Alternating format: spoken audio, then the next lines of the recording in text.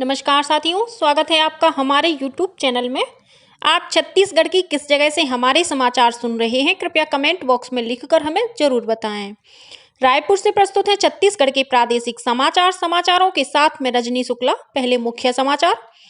राज्य विधानसभा चुनाव में भारतीय जनता पार्टी ने शानदार जीत के साथ सत्ता में वापसी की। राज्य की 90 विधानसभा सीटों में से भाजपा ने 54, कांग्रेस ने 35 और गोंडवाना गणतंत्र पार्टी ने 1 सीट पर जीत हासिल की।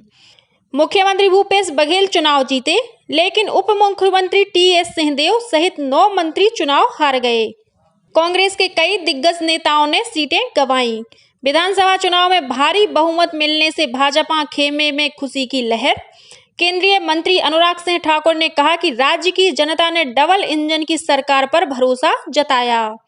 संसद का शीतकालीन सत्र आज से होगा शुरू। सत्र में कुल 21 विधेयक पेश किए जाएंगे और उपराष्ट्रपति जगदीप धनखड़ रायपुर पहुंचे। हिदायतुल्लाह नेशनल लॉ यूनिवर्सिटी में विद्यार्थियों और संकाय सदस्यों के साथ करेंगे संवाद। अब समाचार विस्तार से। छत्तीसगढ़ में विधानसभा चुनाव के लिए कई विधानसभा क्षेत्रों में मतगणना का कार्य पूरा हो गया है और परिणाम भी आ गए हैं। भारतीय जनता पार्टी ने स्पष्ट बहुमत के साथ सत्ता में वापसी की है। ताजा मिले आंकड़ों के अनुसार राज्य की 90 विधानसभा सीटों में से भाजपा ने 54 और कांग्रेस ने 35 सीटों पर जीत हासिल की है, जबकि पाली तानाखार सीट पर गोंडवाना गणतंत्र पार्टी ने जीत हासिल की है। पाटन विधानसभा सीट से कांग्रेस उम्मीदवार और मुख्यमंत्री भूपेश बघेल चुनाव जीत गए हैं। वहीं अंबिकापुर सीट से उप मुख्यमंत्री टीएस सिंहदेव महज 158 वोटों से चुनाव हार गए हैं। उन्होंने पुनर्गणना के लिए आवेदन दिया है। इसी तरह राज्य कैबिनेट के केवल 3 मंत्री कवासी लखमा, अनिला भेड़िया और उमेश पटेल ही चुनाव जीत पाए हैं। कोंटा सीट से कवासी लखमा ने यह चुनाव करीब 1900 वोटों से जीता है। विधानसभा उपाध्यक्ष संतराम नेताम भी चुनाव हार गए हैं।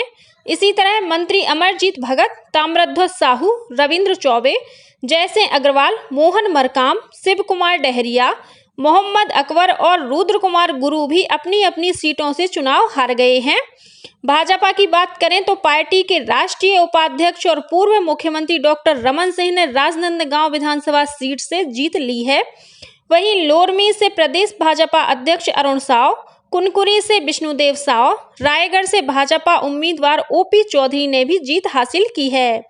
रायपुर पश्चिम से भाजपा उम्मीदवार राजेश मूरत 40,000 वोटों से, रायपुर दक्षिण से ब्रजमोहन अग्रवाल 66,000 वोटों से और रायपुर उत्तर से पुरंदर मिश्रा 22,000 वोटों से जीते। वहीं धरसीवा से अनुज शर्मा ने करीब 44,000 वोटों से जीत हासिल की है। साजा से भाजपा उम्मीदवार ईश्वर साहू ने मंत्री रविंद्र चौबे को करीब 6,000 वोटों से हराया है। तखतपुर से धर्मजीत सिंह, बिलासपुर से अमर अग्रवाल, रामानुजगंज से रामविचार नेताम और पत्थलगांव से गोमती साय चुनाव जीत गई हैं। डोंगरगढ़ से कांग्रेस की हर्षिता स्वामी बघेल, भानु प्रतापपुर से कांग्रेस की सावित्री मंडावी और कांकेर से भाजपा के आसाराम नेताम ने जीत दर्ज की है। बेलतरा सीट से भाजपा के सुशांत शुक्ला, सीतापुर से राम कुमार टोप्पो और बैकुंठपुर से भैया लाल राजवाड़े ने जीत हासिल की है।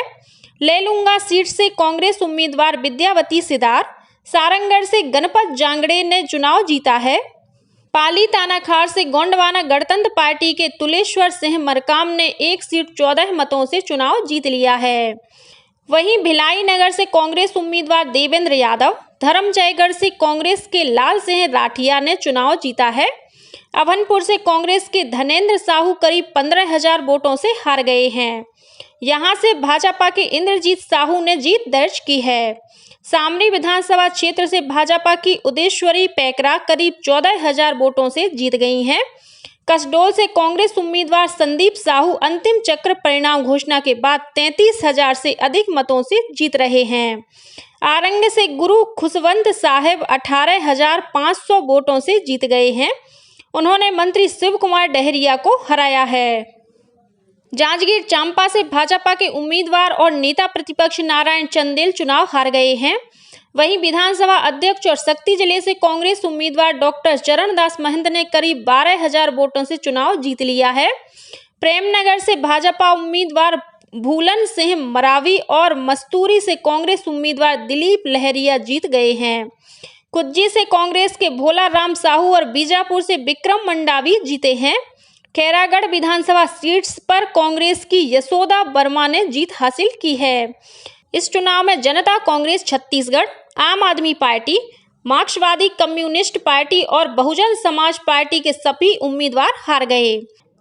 संभागवार नतीजों की बात करें तो छत्तीसगढ़ में कुल 5 संभाग हैं। इनमें से रायपुर संभाग की 20 सीटों में से 12 पर भाजपा और 8 सीटों पर कांग्रेस उम्मीदवारों ने जीत हासिल की है। वहीं बस्तर संभाग की 12 सीटों में से 8 पर भाजपा उम्मीदवारों ने अपना परचम लहराया है, जबकि 4 सीटें कांग्रेस के खाते में गई हैं। इसी तरह बिलासपुर की 24 में से 12 सीटों पर कांग्रेस, 11 सीटों पर भाजपा और 1 सीट पर गोंडवाना गणतंत्र पार्टी के उम्मीदवार विजयी हुए हैं। दुर्ग संभाग में सीटों का बंटवारा बराबरी पर हुआ है। यहाँ की 20 में से 10 पर भाजपा और 10 पर कांग्रेस उम्मीदवारों ने जीत हासिल की है। वहीं सरगुजा संभाग में भाजपा उम्मीदवारों ने सभी 14 सीटों पर जीत हासिल की है। विधानसभा चुनाव में शानदार जीत के बाद भारतीय जनता पार्टी के खेमे में खुशी की लहर दौड़ गई। पार्टी कार्यालय के साथ ही चौक चौराहों पर पार्टी पदाधिकारी और कार्यकर्ता जश्न मनाते हुए नजर आए। भाजपा कार्यकर्ताओं ने मिठाइयां बांटी और एक दूसरे को बधाइयां दी। पार्टी कार्यकर्ता राजधानी स्थित पार्टी मुख्यालय में बुलडोजर में सवार होकर ढोल नगाड़ों के साथ पहुंचे। छत्तीसगढ़ विधानसभा चुनाव परिणामों को लेकर केंद्रीय सूचना और प्रसारण मंत्री अनुराग सिंह ठाकुर ने कहा कि राज्य की जनता ने डबल इंजन की सरकार पर भरोसा जताया है। राजस्थान, मध्य प्रदेश, छत्तीसगढ़ और तेलंगाना विधानसभा चुनाव रिजल्ट पर प्रधानमंत्री नरेंद्र मोदी ने रविवार को पहली प्रतिक्रिया दी। उन्होंने कहा कि जनता जनार्दन को नमन। मध्य प्रदेश, राजस्थान और छत्तीसगढ़ के चुनाव परिणाम बता रहे हैं कि भारत की जनता का भरोसा सिर्फ और सिर्फ सुशासन और विकास की राजनीति में है। उनका भरोसा बीजेपी है। पीएम मोदी ने कहा कि बीजेपी पर अपना स्नेह, विश्वास और आशीर्वाद बरसाने के लिए मैं इन सभी राज्यों के परिवारजनों का, विशेषकर माताओं, बहनों, बेटियों का, हमारे युवा वोटर्स का हृदय से धन्यवाद करता हूं। मैं उन्हें भरोसा देता हूं कि आपके कल्याण के लिए हम निरंतर अथक परिश्रम करते रहेंगे। इस बीच कल दोपहर बाद भाजपा के प्रदेश प्रभारी ओम माथुर, केंद्रीय स्वास्थ्य मंत्री मनसुख मांडविया और पार्टी के प्रदेश सह प्रभारी नितिन नवीन विशेष विमान से दिल्ली से रायपुर पहुंचे।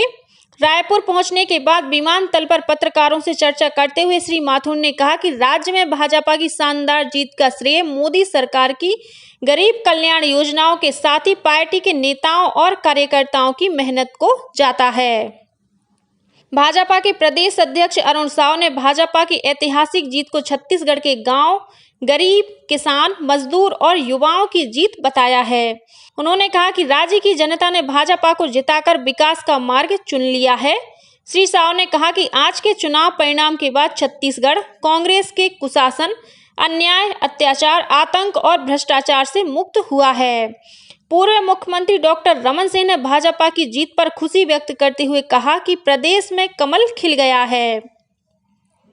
इस बीच कांग्रेस की प्रदेश प्रभारी कुमारी शैलजा ने रायपुर में पत्रकारों से बातचीत करते हुए कहा कि पार्टी इस हार से सबक लेकर संगठन को मजबूत करेगी। उन्होंने कहा कि 9 मंत्रियों सहित पार्टी के अन्य कार्यकर्ताओं का हारना चिंताजनक है। सुश्री शैलजा ने यह भी कहा कि समीक्षा के दौरान यह भी देखा जाएगा कि क्या पार्टी के कार्यकर्ता नाराज थे। संसद का शीतकालीन सत्र आज से शुरू होगा। यह सत्र इस महीने की 22 तारीख तक चलेगा। 19 दिन में 15 बैठकें होंगी। संसद सत्र में कुल 21 विधेयक पेश किए जाएंगे। सत्र के पहले दिन आज तृणमूल कांग्रेस की सांसद महुआ मोइत्रा पर पैसे लेकर प्रश्न पूछने के आरोप के सिलसिले में आचार समिति की रिपोर्ट लोकसभा में पेश की जाएगी। यह 17वीं लोकसभा का अंतिम पूर्णकालिक सत्र होगा। राष्ट्रपति द्रौपदी मुर्मू ने दिव्यांगों को सशक्त बनाने पर बल दिया है।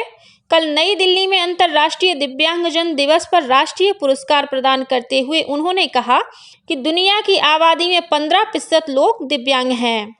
राष्ट्रपति मुर्मू ने कहा कि दिव्यांगजनों का संघर्ष और उनकी उपलब्धियां लोगों के लिए प्रेरणा का स्रोत हैं। राष्ट्रपति ने दिव्यांगों के सशक्तिकरण की दिशा में उल्लेखनीय प्रयासों के लिए लोगों, संस्थाओं, संगठनों, राज्य और जिले को कुल 30 पुरस्कार प्रदान किए। इस अवसर पर सामाजिक न्याय और अधिकारिता मंत्री डॉक्टर वीरेंद्र कुमार ने कहा कि दिव्यांगजनों को सरकारी योजनाओं का लाभ दिलाने के लिए 1 करोड़ से अधिक विशिष्ट दिव्यांग पहचान पत्र बनाए गए हैं। उन्होंने कहा कि दिव्यांगजनों के लिए रोजगार में 4% की आरक्षण की व्यवस्था की गई है। उपराष्ट्रपति जगदीप धनखड़ कल रायपुर पहुंचे। उपराष्ट्रपति अपने रायपुर प्रवास के दौरान नवा रायपुर स्थित हिदायतुल्लाह नेशनल लॉ यूनिवर्सिटी में आयोजित 75 वर्ष मल्टीलेटरल व्यापार प्रणाली भूत, वर्तमान और भविष्य परिचर्चा प्रथम अंतर्राष्ट्रीय निर्माण कार्यक्रम और अनुसंधान सम्मेलन में शामिल होंगे। इस मौके पर वे यूनिवर्सिटी के विद्यार्थियों और संकाय सदस्यों के साथ संवाद भी करेंगे। इससे पहले रायपुर पहुंचने पर स्वामी विवेकानंद विमानतल पर राज्यपाल बिश्वभूषण हरिचंदन ने उपराष्ट्रपति का स्वागत किया।